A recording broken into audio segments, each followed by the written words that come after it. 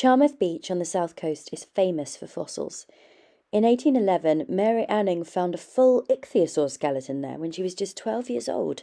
It was big dinosaur news. So this summer, we decided to take Joss and Eva there, as Joss, in particular, is big into collecting. And obviously, dinosaurs are dinosaurs. We turn up to the beach at the end of a glorious sunny afternoon. The crowds are just packing up, heading to the car park, and the long strip of beach between the collapsing hillside and the sea empties in the sideways evening light. Perfect. I breathe deep. We can just wander along, enjoy the sea, maybe even find a fossil. Not exactly. Something about this beach is weird. Normally on the beach, everyone is gazing at the sea or lying with their eyes shut, splashing in the shallows, but not here, not this beach.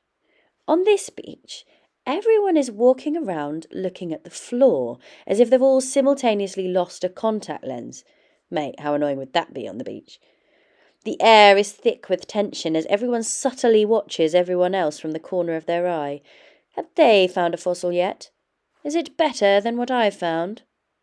I laughed to myself, feeling superior. Look at them all, so desperate to find a fossil. I don't care. I'm just here to enjoy the sea. And if I happen to find a perfect ammonite or a small dinosaur skeleton, so be it. A man near me bends down and picks something up. Not that I'm watching. He throws it away again. Not that I care. We wander further down the beach, away from the crowds. Not because there is more chance of finding something there. Just because, it's nice and quiet. We walk along the edge of the sea, tracing the tide line, paddling a little. We are here for Joss, but it would be nice if I could find something for him to take home.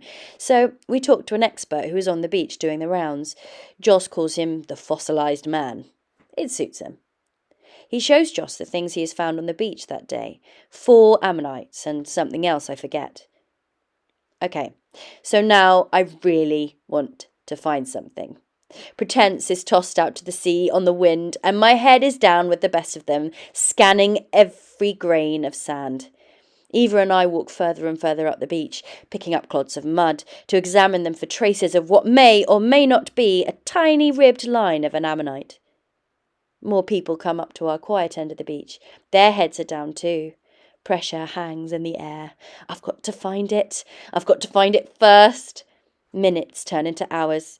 I try to enjoy the sea, but I am completely focused now. Where's ours? Where's mine? I've invested too long now to go home empty-handed. And finally, there it is! Eva pulls it from the sand, a grubby little lump of rock which was almost certainly once an ancient shrimp. I am filled with awe and wonder. No, I'm not. I'm relieved. Thank goodness. Now we can go back to the caravan. And then I turn round to go back towards Joss and Sam. I am completely relaxed, of course, and most definitely not keeping eyes trained on the floor, just in case there's another one. A better one. When we get back to the boys, they are sitting in the sand with their toes buried, laughing and chatting. They have also found something. We found a fossil! Eva cries as she runs towards them, that funny sinking feet run you do on the beach. Did you find one too? But they haven't found a fossil. They found sea glass. And they found loads. Joss holds out his hands and shows me. For our collection, Mummy! Hundreds of tiny pieces of glass uncovered. The softest of treasures. Oh, man. That is way better than our fossil. Still, the next day we take our grubby little ammonite and we go to the Charmouth Museum, where they show you all the amazing things people have found on the beach over the last however many years. Vertebrae of plesiosaurs, ammonites bigger than your head, David Attenborough's sea dragon. We wander around looking at the skeletons and fossils, and I experience 2 things. One is a really weird, sick feeling. Our ammonite is rubbish. You can't even see the swirl properly.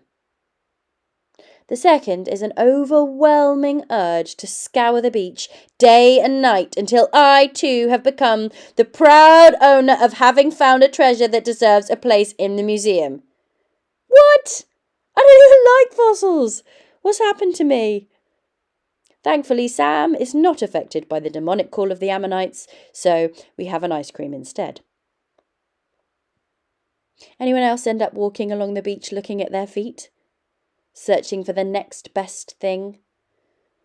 I'm ashamed to admit I often live patches of life like this, especially if I've been wandering around museums of comparison. I mean, imagine a museum where the exhibits were rated by the viewers in some crude way, like, say, a thumbs up. Imagine if exhibits got a good position, not because they're interesting or beautiful or even true, but if they could keep the viewer's attention for a long time. So a really tiny poo would do better than a piece of art. Imagine all the exhibitors had to put up new content all the time, and old stuff was put in the storeroom after 24 hours. Imagine a museum that's aim wasn't to offer education or enlightenment, but to trap exhibitors into creating content like slaves, constantly circling and comparing their own work with others, so that their growing sense of insecurity and inadequacy causes some to give up and trail around despondently, and others to create more and more content, spiralling into a mass of empty productivity which is there only to keep others' attention, which is actually their own attention, in some vague attempt to meet the original aim of having a better position in the slave owners' museum in which they are now all trapped. I mean, who in the world would go there? And it's not just social media. We build museums all the time. There are museums all over my mind where I put myself up against other people, exhibit myself to an invisible audience. So, how do you feel after a visit to the museum? Somehow my contribution always looks worse on the wall of the museum. It always feels smaller. It always feels like not quite enough. When I compare myself to other people, I just feel hollow. I feel that I would be happier and more fulfilled if I had an ichthyosaur life. It is painfully obvious to me as I write that it's not true, that I would not be happier if I found a better ammonite. I am sick of the wait. I am sick of the watching. But how do I sit and find sea glass in a world that is addicted to finding the next spectacular, show-off worthy thing? We spent autumn half-term in Suffolk, in a house that was given to us to use for the week by some lovely friends of ours. We were so grateful. We spent the week absorbing every moment of togetherness, the leaves turning gold, a wood-burning stove, walking in the twilight. One morning we were walking under some trees when we came across a load of chestnuts. Once Uncle Harry had shown Joss not only that you could collect them, but that you could eat them. He was away. We returned home with unnecessary amounts of chestnuts, on a mission to work out how to roast them. On an open fire, obviously. It turned into one of the highlights of the whole week for me. Pockets full of glossy chestnuts, roasting them in a wood burner in a little iron pan that a neighbour kindly lent us, peeling them in pyjamas, and the smell of autumn and family and nut filling the whole of our little cottage. The difference between fossil hunting and chestnut collecting, or sea glass for that matter, was that one was all about sharing. The aim was not to find something worth comparing, but to share. Aren't the best moments of our lives those we share? The other night, I realised we could see the big fireworks display at Chester Racecourse through our window, and Eva was asleep, and Joss and Sam were out, and all I wanted was to have someone to share that moment with. Later that night, I was in A&E with a sleeping Joss on my lap, listening to his breathing finally returning to normal. The receptionist brought me a cup of tea. It was horrible, and it made me cry. In those deep hours of the morning, she shared a few minutes to make me a cup of tea, and it was the most beautiful cup of tea I've ever had. My friend cries as she passes me her baby. She shares the stress of a morning of exploded nappies and arms tired from rocking. Joss runs into the room shrieking with joy, sharing his overflowing excitement because Fernandez scored a hat-trick! At 2:30 in the morning, I crawl into Eva's room to share her panic and her anxiety and her duvet. The deepest, realest, most whole moments of my life are not my achievements. They're not my successes.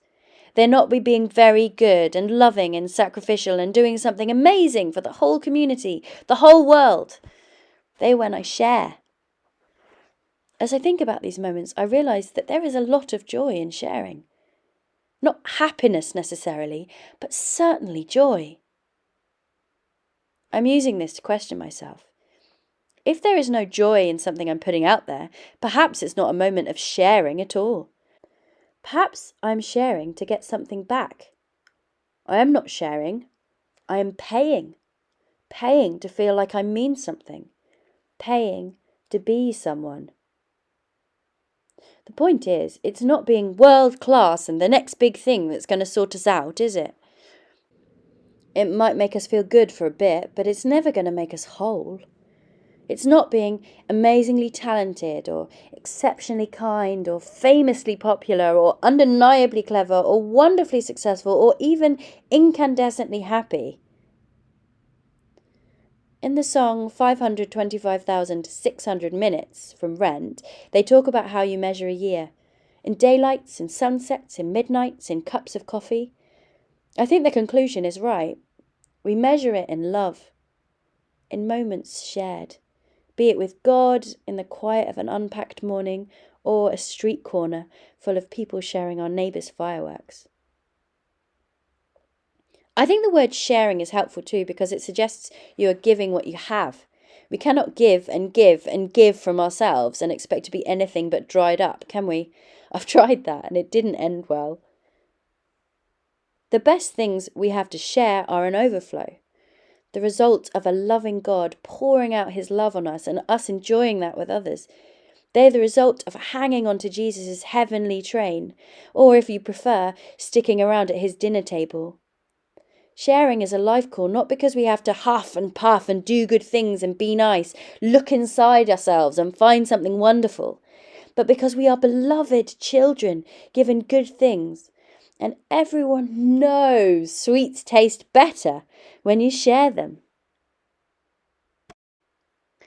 There is a sweet spot to find here, of living by receiving and sharing, not just pouring out of an ever-emptying well. Sharing what I have, my time, and who I am, because all these things have been given and continue to be abundantly given. In work, I find joy when I give out of the overflow of a full life, not just the dregs. This is our sharing. We give our gift or our ability, our wisdom, our experience, our care, our crop, our hope, our expert tea making despite it being the middle of the night. Best of all is when we share our very selves with people, when we connect, when we share our hearts. This is the Jesus share. First and foremost, he shares himself. You are the light of the world. A town built on a hill cannot be hidden. Neither do people light a lamp and put it under a bowl. Instead, they put it on its stand, and it gives light to everyone in the house. In the same way, let your light shine before others, that they may see your good deeds and glorify your Father in heaven.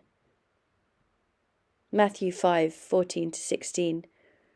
I think I'm guilty of taking Jesus' words here and thinking that I have to be some kind of torch. The beam right up in someone's face because I'm just so crazy shiny. But Jesus' life and work was about sharing with us, not impressing us or shocking us or wowing us with his incredible awesomeness, although in all history he would have been the best at that. And he doesn't just give and run. He sticks around. It's not a handout. He shares. This is the Christmas story, isn't it? The God who climbs out of heaven to share the chaos and darkness of our lives with us so we don't have to do it alone. It's the Easter story too. The God who rips apart the divide between earth and eternity because he's so crazy desperate to share heaven with us. the God who shares his life and his death with us to make a way where there is none. As I let him, Jesus shares more and more of himself with me. He shares his beautiful world with me, one chestnut at a time.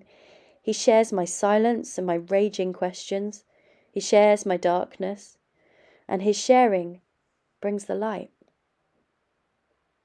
So, this is not a competition. I don't need to compare myself. There is not a rush or a pressure to be something special, experience something incredible, or reach some imagined height. I refuse to continue to walk down the beach feeling pressure and stress to serve a museum I don't even like. I don't work for you. I refuse to keep one eye on other people to check and measure my value. I refuse to believe my life can be measured by likes or financial value or attendance or impact. I'm going to walk through the museum to the courtyard round the back, the place strung with lights, full of conversation over good food, and I will take my place next to the one who lights up my days. I will share and enjoy and be glad. Enjoy what I have been given. Enjoy sharing. Let's share and be the bright spot in someone else's day. That kind of light is what makes the whole world see.